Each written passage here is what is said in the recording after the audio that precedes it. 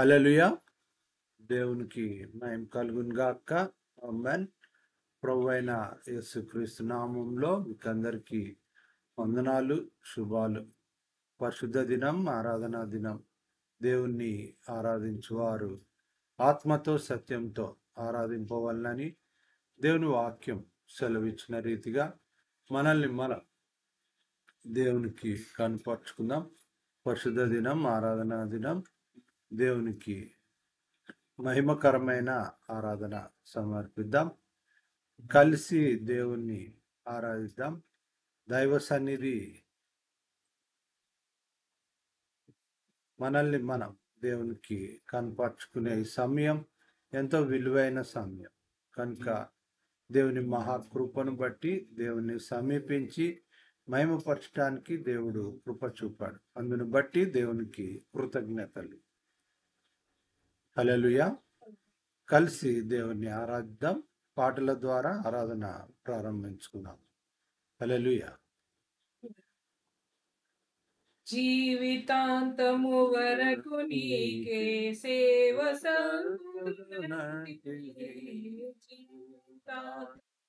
వరకు నీకే సేవ నీవు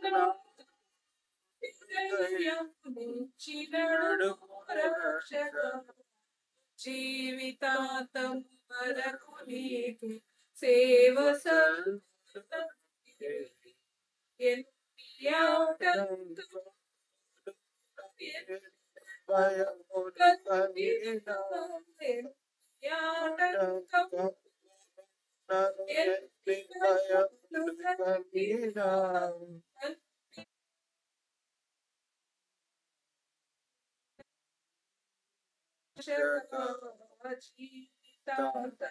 వరకు నీకు సేవ నేత్రములు చిత్ర దృశ్యములున్నాను నేత్రములు మెట్లు గల్పెడు చిత్ర దృశ్యములున్నాను శత్రువు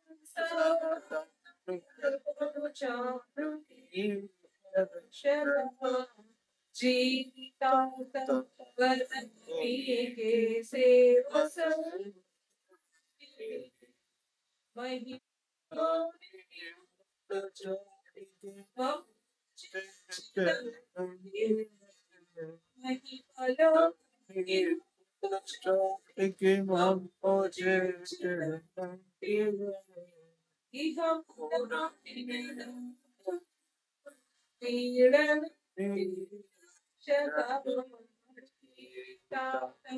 వరకు నీకే సేవ పాపమా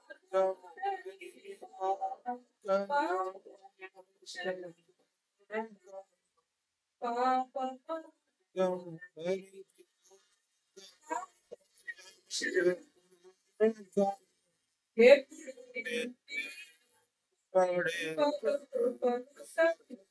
రక్షక జీవితాంతం వరకు నీకే సేవ హల్లెలూయా. దేవునికి మహిమ కలుగును గాక. మరొక పాట ద్వారా దేవుణ్ణి మహిమ పొరుద్దాం. స్వరం ఎత్తి దేవుణ్ణి మహిమ పొరుద్దాం. హల్లెలూయా. ఈనాళ్ళు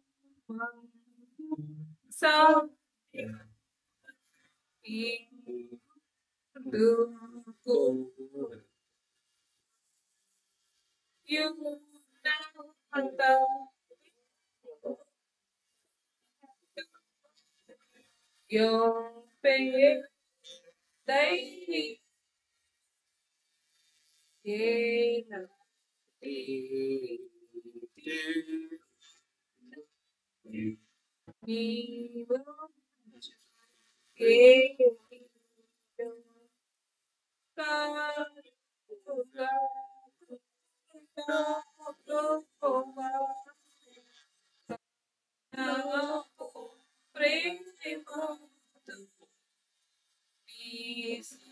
ఆశ నా మీద నిలుచు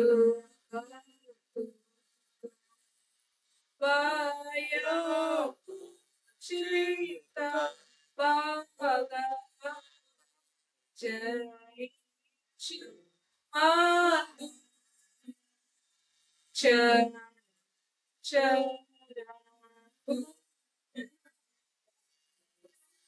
జనించు కంటే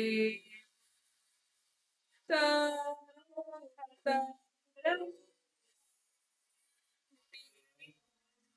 నీ రాజ్యం ఈనాలు మాకు ఏలుచుగాచి ఉన్నత ప్రభు ప్రేమతో అందించు మీతో హల్లెలూయా. దేవునికి మహిమ కలుగును గాక. ఆమేన్. పరిశుద్ధ గ్రంథం తీద్దాం. నూతన నిబంధన గ్రంథం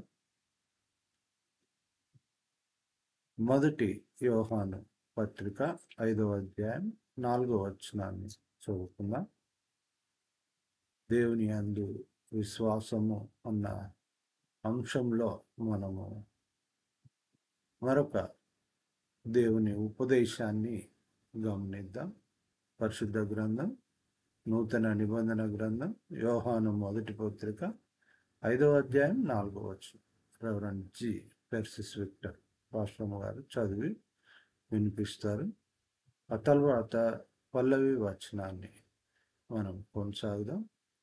ఈ సమయము వాక్యోపదేశము నిమిత్తము ఏర్పాటు చేయబడ్డ దైవలేఖన భాగాన్ని చదువుగా విందాం.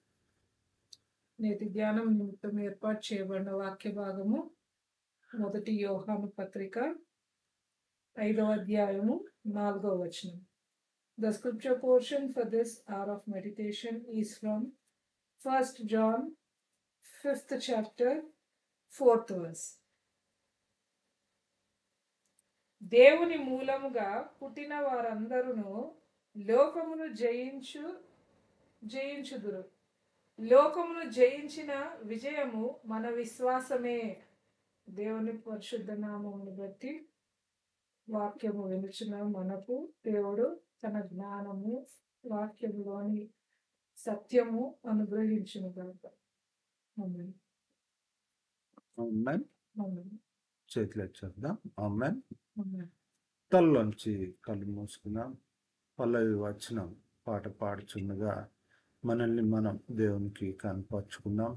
వాక్య రూపకంగా దేవుని ఉపదేశము మనల్ని దర్శించలాగున, అదే రీతిగా గడిచిన దైవ సన్నిధి నుంచి ఈ దైవ సన్నిధి వరకు మనల్ని సంరక్షించి సరి సంఖ్యలో చేర్చిన దేవుడు తన యొక్క సన్నిధిని మనతో కూడా ఉంచిన విధానాన్ని బట్టి కూడా ప్రభువా నీకు కృతజ్ఞతలు అని మనఃపూర్వకమైన కృతజ్ఞతాస్తుతులు దేవుడు చేసిన మేళ్ళన్నిటిని బట్టి ఆయా మేళ్ళను బట్టి కూడా దేవునికి తెలియచేద్దాం. హల్లెలూయా. ఆమేన్. శుభవేళ స్తోత్రబలి తండ్రి దేవా నీకేనయ్యా. ఆరాధన స్తోత్రబలి తండ్రి దేవా నీకేనయ్యా. తండ్రి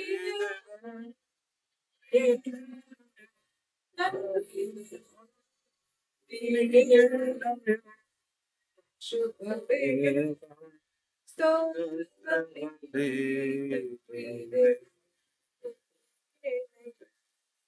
ఆరాధన స్తోత్రబలి తండ్రి దేవా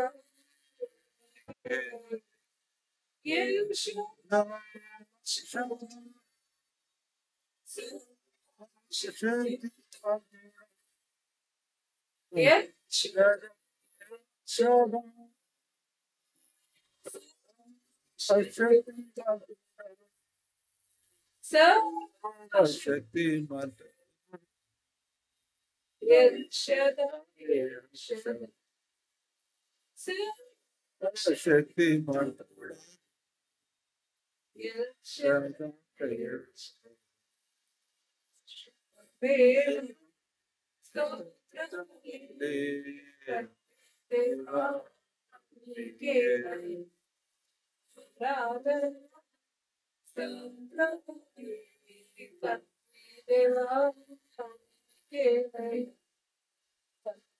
స్తోత్రం కృతజ్ఞత ఎస్ లార్డ్ మీకు మహిమ కలుగును. ఘనపరుస్తున్న రీతిని బట్టి వందనాలు. మీరు మాకు ముందుగా నడుస్తున్నందుకు వందనాలు. క్షేమం నిచ్చి కాపులలో భద్రపరుస్తున్నట్టు వందనాలు. మీరు ఇచ్చిన సమస్తమును బట్టి వందనాలు. ప్రార్థనలో ఏకీభవించిన ప్రతి ఒక్క బిడ్డను బట్టి వందనాలు. మీరు దర్శిస్తే ప్రభు తండ్రి, మీరు మా ఎడల నాయనా తండ్రి కృప చూపితే ఎంతో గొప్ప మేలు నాయన. మీ ఆశీర్వాదములు నాయన మీరిచ్చు నాయన మేలైన ఫలములు స్వతంత్రించుకునే యోగ్యత మాలో ప్రతి ఒక్కరికి దయచేయండి నాయన. మా జీవితాలలో మీరు చేసిన మేళ్లను బట్టి వందనాలు. మా యోగుల బిడ్డలకు మీరు ఇచ్చిన విజయమును బట్టి వందనాలు. ప్రభువా, ఉద్యోగ నిమిత్తము ఏ పరీక్షలు రాయించిన ప్రతి ఒక్క బిడ్డను జ్ఞాపకం చేసుకుని నాయన, లైఫ్ సెటిల్మెంట్ విషయంలో ప్రార్థన చేసిన బిడ్డలను జ్ఞాపకం చేసుకుని తల్లిదండ్రుల కొరకు పిల్లల కొరకు తల్లిదండ్రులు రక్షణ నిమిత్తము ప్రార్థిస్తున్న కుటుంబాలను జ్ఞాపకం చేసుకోమని కోరుచున్నాను. ప్రభువా, నీ దాసుని నీ సిలువ చాటును మరుగుపరుచుకొని మీ నోటికి బురగా వాడుకుని మీరు మాతో నాయన తన్ని మాట్లాడమని కోరుచు. ప్రతి విషయం మీ దైవ హస్తాలకు అప్పగించు. ప్రభావ మీరు ఇచ్చిన ఈ భాగ్యంను బట్టి మేము స్తుతించి ఆరాధిస్తూ యేసు నామములో ప్రార్థిస్తున్నాము తండ్రి, ఆమేన్. చేద్దాం. ఆమేన్. దైవ సన్నిధి మన హృదయాలలో దేవుడు వాక్య రూపకంగా ఉపదేశ రూపకంగా ముద్రించును గాక. ఆమేన్. చదువుబడ్డ వాక్య భాగము మొదటి యోహాను పత్రికలో ఉంది. ఇక్కడ మనము గమనిస్తే చాలా విషయాలు ఇందులో ఉన్నాయి. నమ్మకము, విశ్వాసము, జీవము, నిత్య జీవము, ఈ మాటలు చాలా విలువైనటివి. పుట్టుక, లోకము అన్న ఈ సబ్జెక్ట్ మనం గాన గమనిస్తే చాలా ప్రాముఖ్యమైనది. ఏంటి అంటే సాక్ష్యము అన్న మాట కూడా ఉంది. అది కూడా మనుషుల సాక్ష్యము కన్నా దేవుని సాక్ష్యము అన్న మాట ఈ వాక్య భాగంలో మనము ఈ అధ్యాయంలో గమనించవచ్చు. వీటన్నిటికీ అంగీకారము అన్నది చాలా ప్రాముఖ్యమైనది.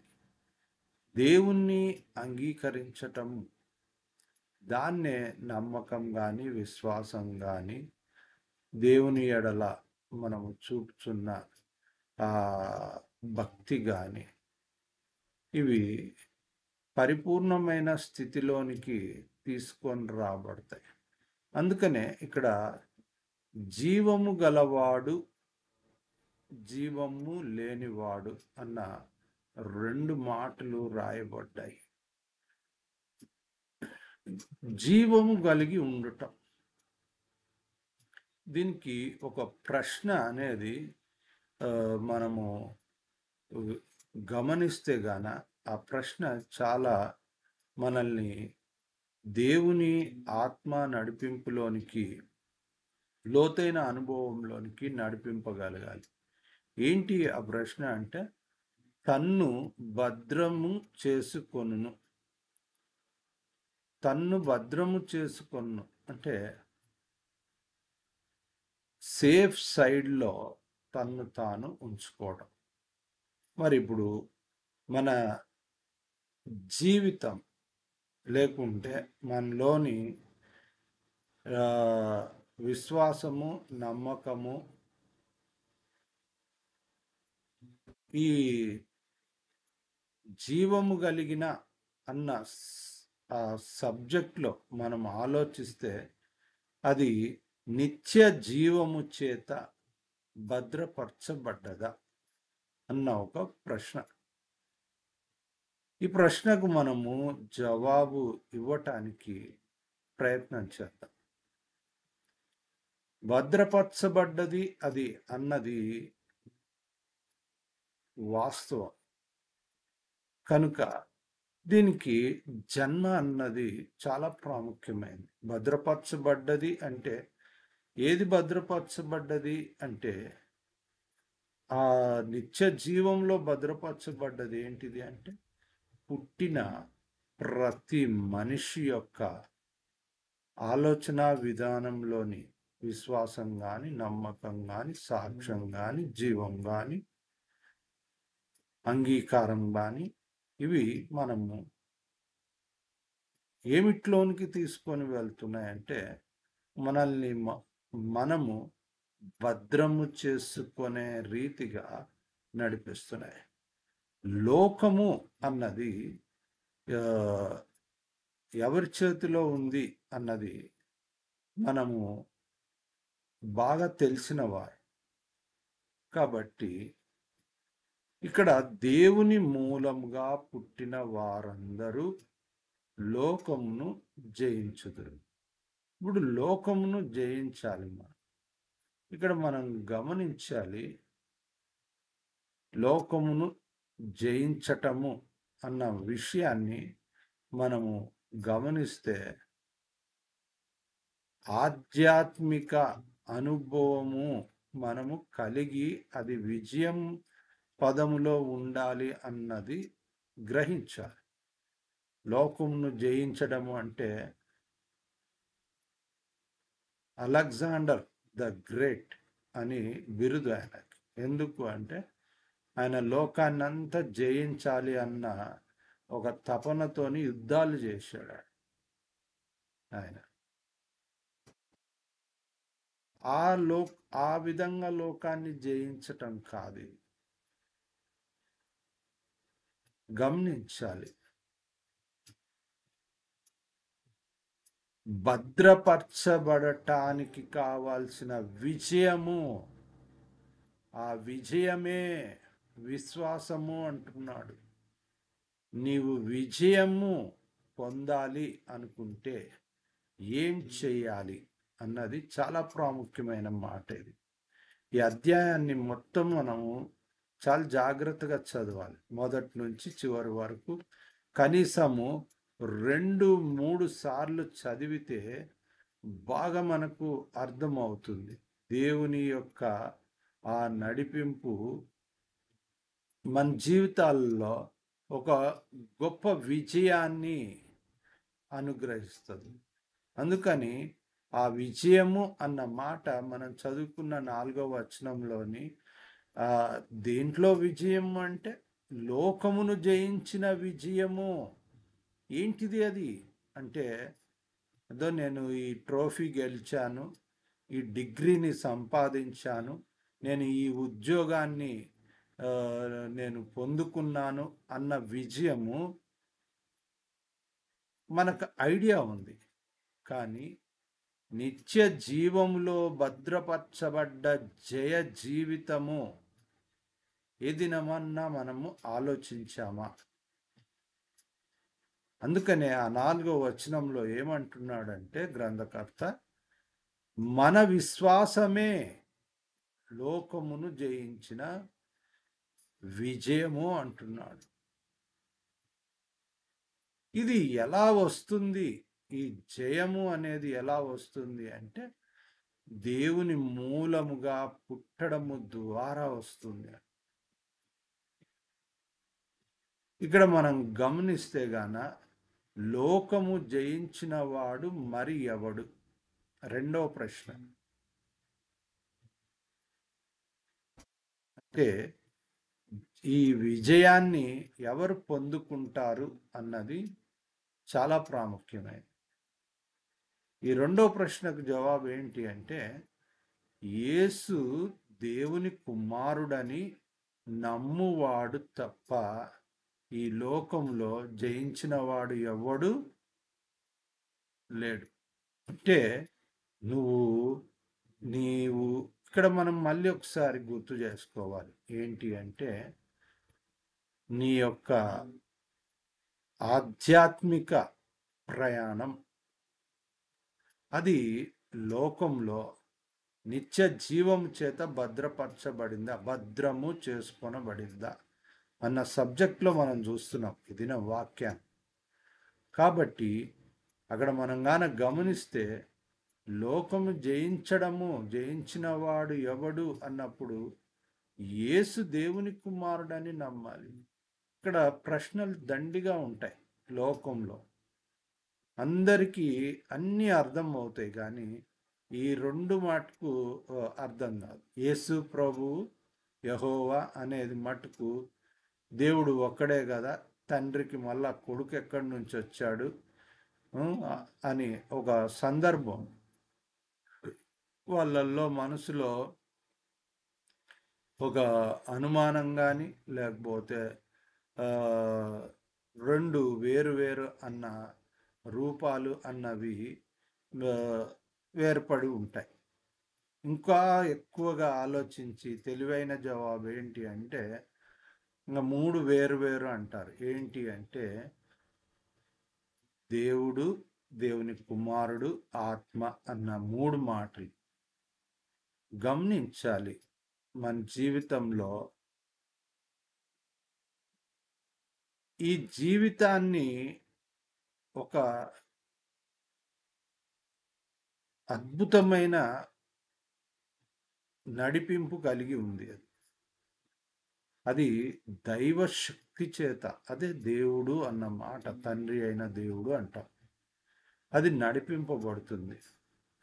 అది ఒకవేళ శరీరధారిగా మనము చూడాలి అనుకుంటే ఏది అంటే ప్రభు అయిన యేసుక్రీస్తు వారు. జగత్తు పునాది వేయబడక మునిపే ఉన్న వాడు అని ఆయనకు గురించి చెప్పబడ్డది. కనుక తండ్రితో ఉన్నవాడు అన్న మాట మనం గాన గమనిస్తే, కుమారుడు అన్న మాట ఏంటి అంటే ఇక్కడ గమనించాలి. మనకు బాగా అర్థం కావటానికి ఇక్కడ ఒక చిన్న ఎక్స్ప్లెనేషన్ అనేది చాలా అవసరం. ఏంటి అంటే, పలానోళ్ళకు సంబంధించిన వాళ్ళు అని అంట. ఈ పిల్లోడు పలానోళ్ళ తల్లిదండ్రుల కుమారుడు అంట. లేకుంటే ఈ ఈ ఈ సంతానము పలానోళ్ళ కుటుంబము, పలానోళ్ళు అని చెప్పగలరు. ఇక్కడ దేవుని కుమారుడు అన్న సబ్జెక్టు మనం గాన గమనిస్తే, ఈయన ఎవరు అంటే ఆ ఆత్మ శక్తి చేత నిత్య జీవముగా మన జీవమును భద్రపరచగలిగిన దేవుని యొక్క కుమారుడు అన్నది. కుమారుడు అన్న మాట మనం గమనిస్తే ఏంటిది అంటే, ఎందుకు ఆ విధంగా చెప్పాల్సి వచ్చింది అంటే, దేవునికి మనము కుమారులము, కుమార్తెలం. ఆయన మనల్ని కన్నాడు అన్నది మనం ఎలా గ్రహించాలి అంటే, విలువ పెట్టి కొన్నాడు, ప్రాణం పెట్టాడు. అందుకనే ఇక్కడ దేవుని సాక్ష్యము అని చెప్పుకున్న ఒక మాటలో మనం గాన గమనిస్తే అనేకమైన మాటలు ఉన్నాయని చెప్పుకున్నాం. జీవం గలవాడు, జీవం లేనివాడు, విశ్వాసము, విజయము. ఇక్కడ మనం గమనిస్తే గాన నమ్మకము, పుట్టినవాడు అన్న మాట ఆ అంశాలలో చెప్పుకున్న వాటిలోని ఆ సాక్ష్యము, అది దేవుని సాక్ష్యము అన్నవి చాలా ప్రాముఖ్యమైన మాటలు ఇవి. ఈ మాటలు మనం గాన గమనిస్తే, దేవుని సాక్ష్యము. ఎందుకు దేవుని సాక్ష్యం? మనుషులు మన గురించి సాక్ష్యం చెప్పటము చాలా మనం గ్రేట్గా ఫీల్ అవుతాం. ఎందుకు అంటే శరీరాన్ని గురించి శరీరమే చెప్పాలి, కానీ మళ్ళీ జీవం గురించి జీవం చెప్పాలి. అందుకని మనలోని జీవము ఏంటిది అంటే అది ప్రభువైన యేసుక్రీస్తు వారు. దాని గురించి ఏదైనా చెప్పాలి అంటే మళ్ళీ తండ్రి అయిన దేవుడు చెప్పాలి. అందుకనే ఇక్కడ రాసిన మాట ఏంటిది అంటే మరీ బలమైనది అన్నాడు. ఏంటిది? సాక్ష్యం. మన గురించి జీవం చెప్పే సాక్ష్యము బలమైంది అన్నాడు. 8వ వచనం గమనిస్తే అక్కడ దేవుని సాక్ష్యము మరి బలమైనది అని మన గురించి చెప్పబడుతుంది. మనము కలిగి ఉన్నది. అవి ఆ సాక్ష్యము ఏ రూపకంగా ఉంది అన్నది ముగ్గురుగా చెప్పాడు అక్కడ. 1 ఆత్మ, 2 నీళ్లు, 3 రక్తము అని చెప్పబడుతుంది. ఇక్కడ మనం గమనించాలి, సాక్ష్యం ఇచ్చువారు ముగ్గురు అన్నాడు. ఇక్కడ ఆ సాక్ష్యం ఇచ్చే ఆత్మ 6వ వచనాన్ని కానీ మనం ఒకసారి గమనిస్తే గాన మనకు అర్థం కావడానికి ఒక అవకాశం ఏర్పడుతుంది. నీళ్ల ద్వారాను రక్తము ద్వారాను వచ్చిన వాడు ఈయనే, అనగా యేసు క్రీస్తే. ఆయన నీళ్లతో మాత్రమే గాక నీళ్లతోనూ రక్తంతోనూ వచ్చను. ఆత్మ సత్యము గనుక సాక్ష్యం ఇచ్చువాడు ఆత్మయే. హల్లెలూయా. నీ వాక్యమే సత్యం. ఆ జీవం కలిగిన దేవుని మాటలు సత్యం. అవి ఆత్మ సంబంధమైనటివి. అవి ఆత్మరూపకంగా పరలోకమందున్నవి. అవి భూమి మీదకి ప్రభువైన యేసుక్రీస్తు ద్వారా మనకు ఇవ్వబడ్డాయి. అవి రాతపూర్వకంగా మనం మళ్ళా గమనిస్తే మోషేకు ధర్మశాస్త్రంగా ఆ సీనాయి పర్వతం పైన యెహోవా ఉన్నతమైన దేవుడు రాతి పలకలుగాను ఉపదేశంగా కూడా ఇచ్చారు అనేకమైన విషయాలు. కనుక అందుకే ప్రభువైన యేసుక్రీస్తు వారు సువార్తల్లో అన్న మాట ఇక్కడ మోషే కంటే గొప్పవాడు ఇక్కడ ఉన్నాడు అంటాడు. యేసు ప్రభు వారు తన గురించి తాను సాక్ష్యం చెప్పేవారు సందర్భంలో. కనుక నీళ్లతో రక్తముతో ఆత్మతో సాక్ష్యం చాలా ప్రాముఖ్యమైనది. అవి ఏంటి అంటే సాక్ష్యం ఇచ్చువారు ముగ్గురు, అనగా ఆత్మయు నీళ్లును రక్తమును. ఈ ముగ్గురు ఏకీభవించి ఉన్నారు. ఇక్కడ గమనించాలి, నీళ్లు, రక్తము, ఆత్మ. ఆత్మ అన్నది ఆ హృదయ అంతరంగంలో స్థానం కలిగి ఉండే దేవుని యొక్క శక్తి, లేకుంటే దేవుని శక్తి యొక్క నడిపింపు. దాన్నే మనం ఆత్మ సంబంధమైన నడిపింపు అంటాం. అది ఎట్లా గుర్తుపడతావు అంటే గాలి తగిలినప్పుడు అది ఆ శరీరం ఆ స్పర్శను గుర్తుపడుతుంది. చూడలేదు కానీ అది తగిలినప్పుడు వెచ్చగానో చల్లగానో ఎలా శరీరం సెన్సేషన్ కలిగి మనం గుర్తించగలుగుతూ ఉన్నామో అలానే ఆత్మ పొందుకున్నోడికి ఆత్మ సంబంధమైన ఆ అవగాహన అనేది ఏర్పడుతుంది. ఆ అవగాహన లేనోడు వాడి ఇష్టానికి మాట్లాడేస్తాం మనం. కాబట్టి ఆత్మ అన్న ప్రస్తావన చాలా ప్రాముఖ్యమైనది. అది మనస్సును నడిపించేది, మనసాక్షిని ఆ గద్దింపు కలిగిన మనసాక్షి గద్దిస్తుంది. అది అంటే ఆత్మ ఉంది మనిషిలో ఉంటే దాని సూచన ఏంటి అంటే అది మనసాక్షి గద్దిస్తుంది. వాత వేయబడ్డ మనస్సు అన్న ఒక మాట మనం వింటూ ఉంటాం. ఉపదేశాల్లోని మాటలు. అంటే ఏంటిది అంటే మనస్సాక్షి గద్దించకపోవటం, అంటే ఆత్మ సంబంధమైన ఆ గద్దింపు లేకపోవటం, మనస్సుకు లేకపోవటం, అంటే ఆ శరీరం మనసును లెక్క చేయకపోవటం. ఇక్కడ మనం గమనిస్తే మనుషుల సాక్ష్యం కాదు కావాల్సింది, దేవుని సాక్ష్యమే. కాబట్టి ఆ దేవుడు ఎలా దేవుని సాక్ష్యము మనం కలిగి ఉండాలి అంటే, దేవుని సాక్ష్యం మరి బలమైంది. దేవుని సాక్ష్యము ఆయన కుమారుని గూర్చి ఇచ్చినదే. దేవుని కుమారుని యందు విశ్వాసముంచువాడు తనలోనే ఈ సాక్ష్యము కలిగి ఉన్నాడు. దేవుని నమ్మినవాడు ఆయన కుమారుని గూర్చి ఇచ్చిన సాక్ష్యము నమ్మలేదు గనుక అతడు దేవుణ్ణి అబద్ధీకునిగా చేసిన వాడే. అంటే దేవుని కుమారుడని నువ్వు నమ్మకపోయినా, దేవుడిని గూర్చిన ఆయన కుమారుడు అని మనం సాక్ష్యంగా ఒప్పుకోలేకపోయినా దేవుణ్ణి అబద్ధీకునిగా చేసిన వారం అంటున్నాడు.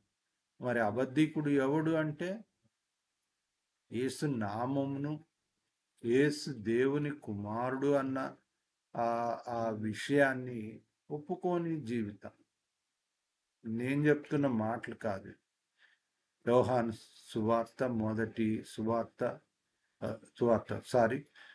యోహాను మొదటి పత్రిక 5వ అధ్యాయంలోని మాటలు ఇవి. ఈ మాటలు మనం గమనిస్తే యోహాను మొదటి పత్రికలోని మాటలు ఇవి సాక్ష్యము, ఎలాంటి సాక్ష్యం కలిగి ఉండాలి, ఎలాంటి మన జీవితము దేవుణ్ణి ఎలా అంగీకరించాలి, అబద్ధములో మనము ఉన్నామా, నిత్య జీవంలో ఉన్నామా, జీవం కలిగిన వారంగా ఉన్నామా అనేది ఇక్కడ 10వ వచనం మనం గమనిస్తే, ఆ సాక్ష్యం ఏమనగా దేవుడు మనకు నిత్య జీవమును దయచేసెను, ఈ జీవము ఆయన కుమారుని యందున్నది. జీవం ఎక్కడుంది అంటే కుమారునిగా పంపబడ్డ ప్రభువైన యేసుక్రీస్తులో ఉంది. జీవము, మార్గము, సత్యము నేనే అన్నారు ప్రభువైన యేసుక్రీస్తు. ఇక్కడ విడమర్చి యోహాను పత్రికలో క్లియర్గా తెలియచేయబడుతుంది. ఇది యోహాను సువార్తలోని మాటలే ఇవి. నేనే మార్గం, జీవం, సత్యం అన్న మాటలు ఇక్కడ మనం గమనించాలి. దేవుని యొక్క కుమారుణ్ణి అంగీకరించిన వాడు జీవం గలవాడు. ఇప్పుడు జీవం గలవాడు ఎవడు అన్న ప్రశ్న మనం సెర్చ్ చేస్తే, దేవుని కుమారుణ్ణి అంగీకరించిన వాడు జీవం గలవాడు.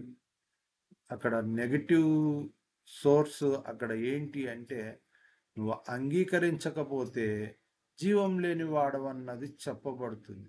ఆ మాటను కంప్లీట్ చేస్తే ఈ జీవము ఆయన కుమారుని యందు ఉన్నది కనుక నువ్వు ఆయన నమ్మటం వలన నువ్వు జీవం గలవాడవగుదువు అన్న అర్థం ఇమిడి ఉంది దాంట్లో.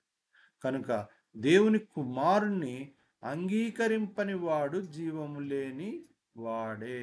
క్లియర్ కట్ చేశాడు 11వ వచనంలోని మాట.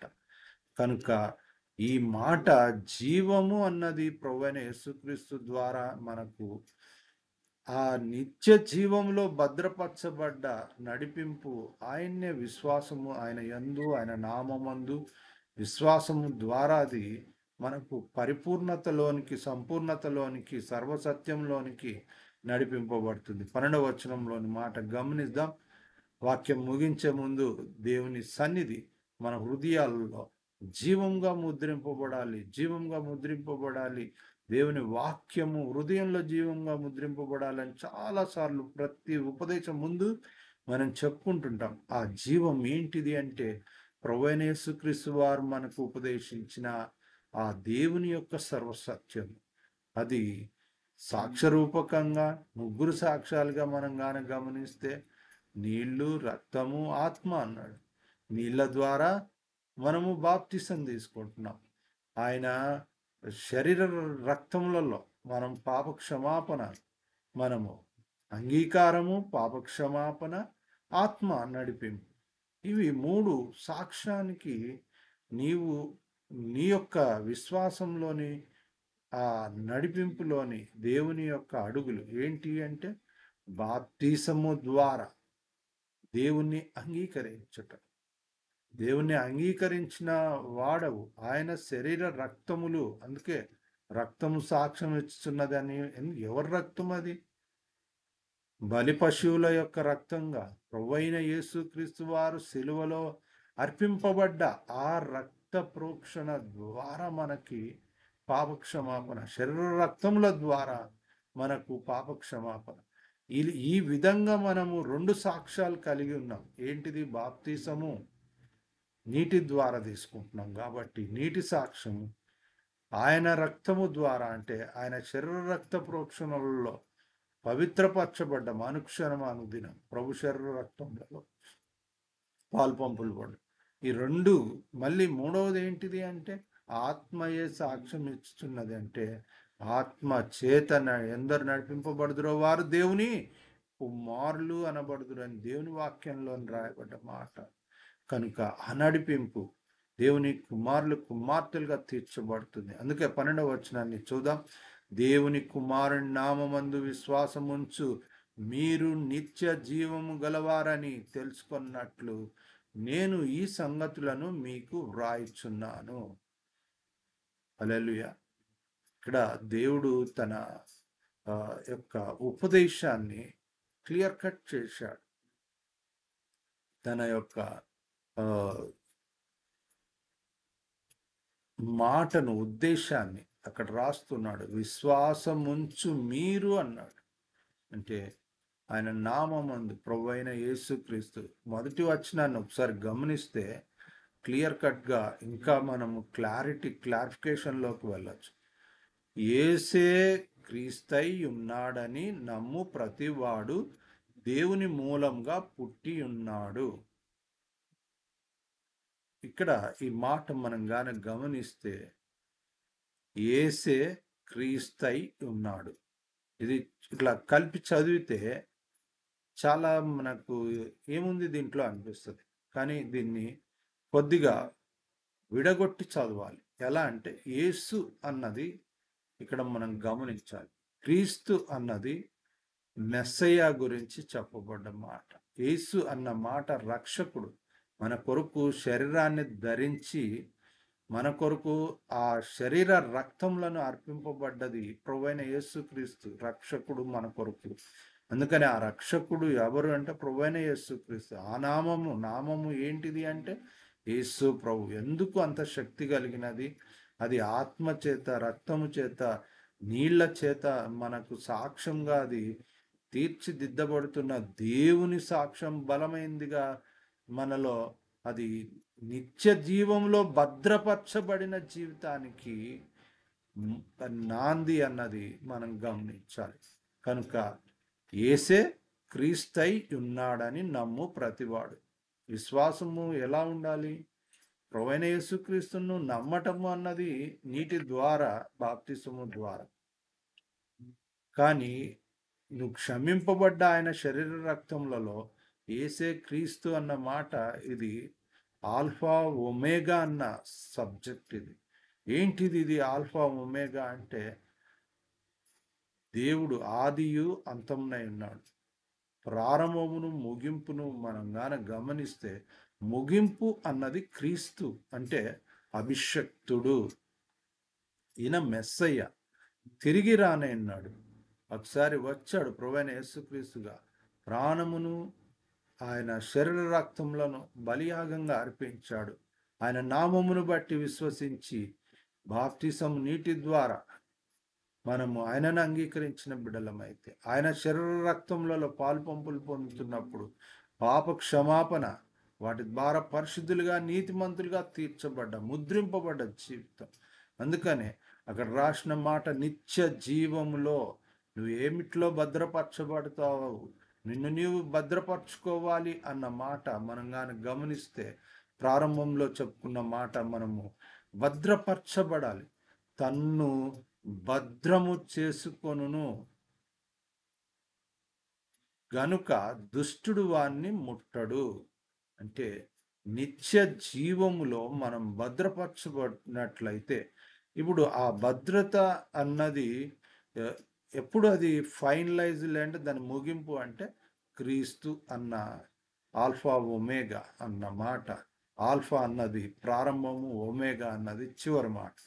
కనుక ఆ మెస్సయ్య అన్నది ఆ చివరి అంశము, ఘటము. మనము ఆ సంబంధమైన ఆ అభిషక్తుడు తిరిగి తన ప్రజల కొరకు రానన్నాడు, మేఘారుడై రానన్నాడు. తన మనుషులను ఆ ఆత్మ సంబంధమైందిగా రెప్పపాటులో అని రాయబడ్డది. కనురెప్పపాటులో మహిమ శరీరంగా బ్రతికున్నోళ్ళు ఏ విధంగా మార్చబడతారు? తెస్సలోనిక పత్రికలోని మాట ఇది. ఎలా మార్చబడతారంటే, బ్రతికున్న మనం రెప్పపాటులో మహిమ శరీరాలుగా మార్చబడతారంట. అప్పుడే ఆకాశంలోనికి మేఘారులుగా వచ్చిన ప్రభువైన యేసుక్రీస్తును సమీపించే అవకాశం.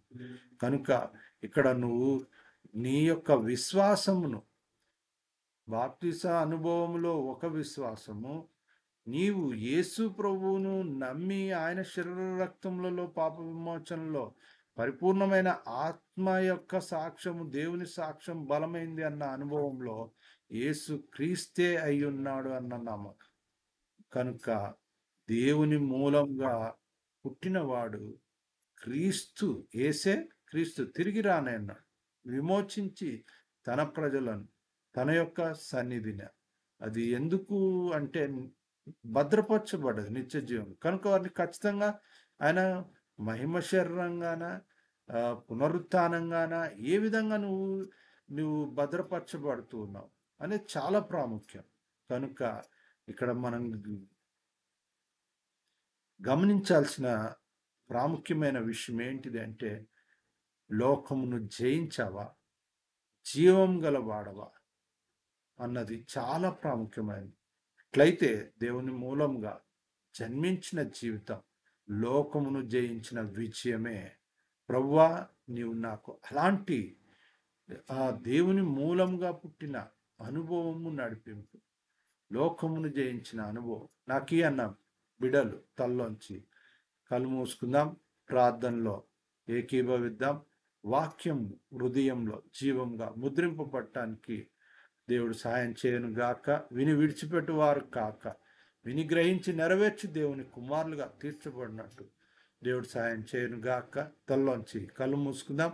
ముగింపు ప్రార్థన, దైవాశీర్వాదం. ప్రభు నేర్పిన ప్రార్థన సెలవు కీర్తనతో ఈ పరిశుద్ధ దైవ సన్నిధి పరిశుద్ధ దినం ఆదివారం ఆరాధన ముగించుకుందాం. ప్రార్థనలో ఏకీభవిద్దాం. పరిశుద్ధుడ, మహోన్నతుడా, సర్వశక్తి మిక్కిలి దయ ప్రేమ గొప్ప కనికరంగలనాయన, నీ కృతజ్ఞతలు స్తోత్రాలు.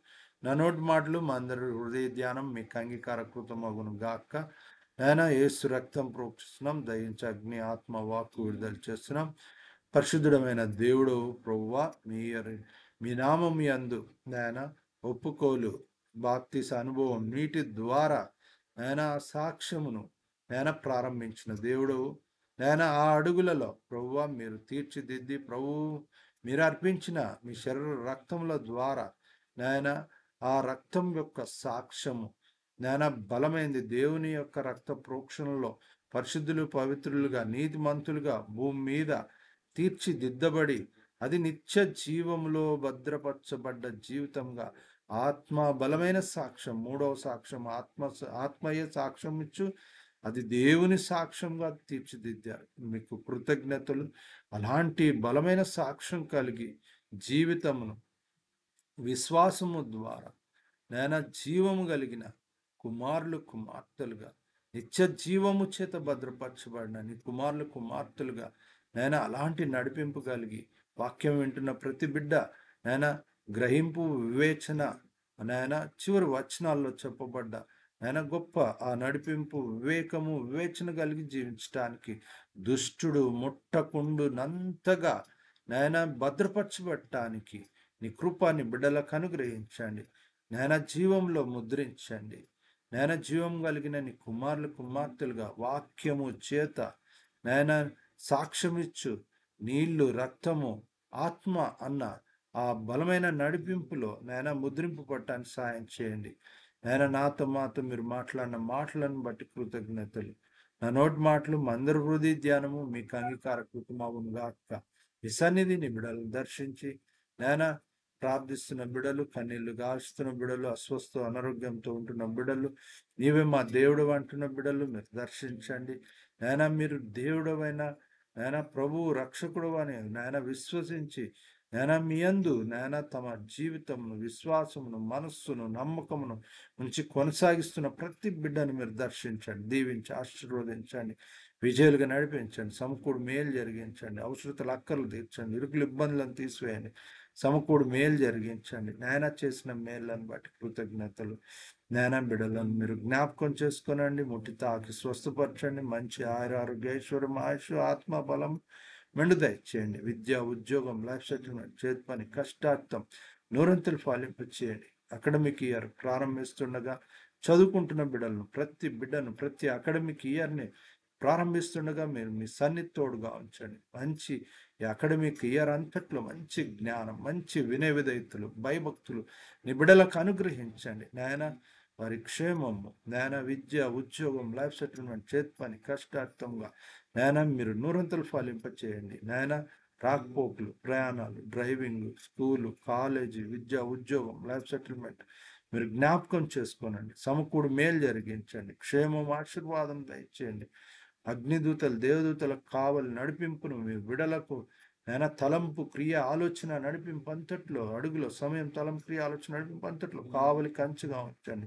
సమకూడు మేలు జరిగించండి. చేసిన మేళ్ళన్ని బట్టి కృతజ్ఞతలు.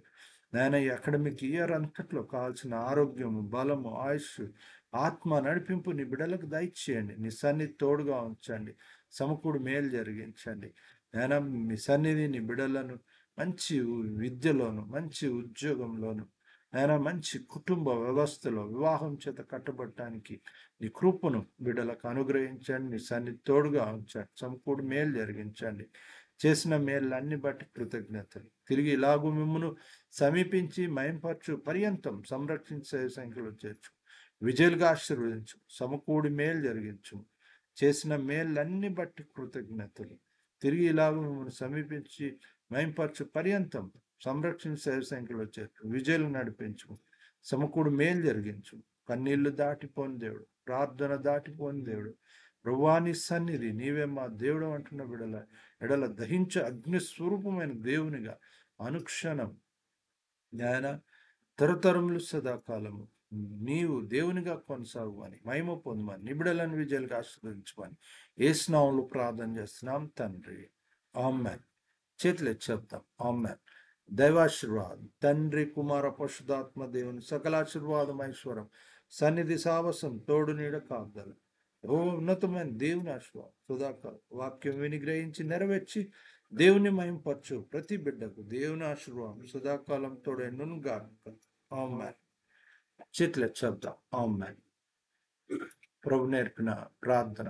పరలోకమందున మా తండ్రి, నామం పరిశుద్ధపరచబడును గాక, నీ రాజ్యం మాకొచ్చును గాక, నీ చిత్తం పరలోకమందు నెరవేరినట్లు భూమి అందు నెరవేరును గాక.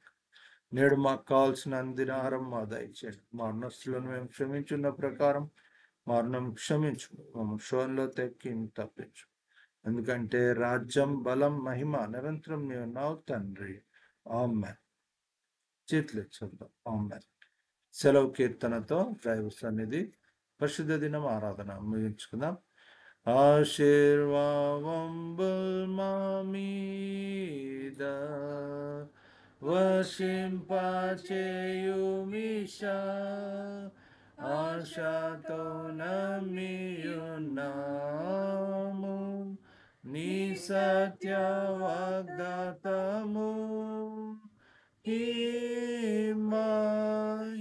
మీద కృమ్మరించు దేవా, క్రమర ప్రేమవశంబు కృమ్మరించుము దేవా. ఆమేన్, ఆమేన్, ఆమేన్. హల్లెలూయా. దేవునికి మహిమ కలుగును గాక. ప్రభువైన యేసుక్రీస్తు నామములో మీకు అందరికీ వందనాలు. దేవుని శుభాలు. తిరిగి ఇలాగూ దేవుని సమీపించి మహింపరచు పర్యంతం దైవ సన్నిధి ఏలును గాక. సంరక్షించి శైవ సంఖ్యలో చేర్చి విజయాలుగా ఆశీర్వదించును గాక. ఆమేన్. చేతులు చెప్తాం. ఆమేన్. ప్రభు పేరిట అందరికీ వందనాలు. Hallelujah. Praise the Lord. Reverend Doctor Victor Paul సేవ పక్షంగాను, వంశధారి లైవ్ పక్షంగా మీకందరికీ శుభాభివందనాలు. Praise the Lord. హల్లెలూయా. దేవునికి మహిమ కలుగును గాక. ఆమేన్. హల్లెలూయా. దేవునికి మహిమ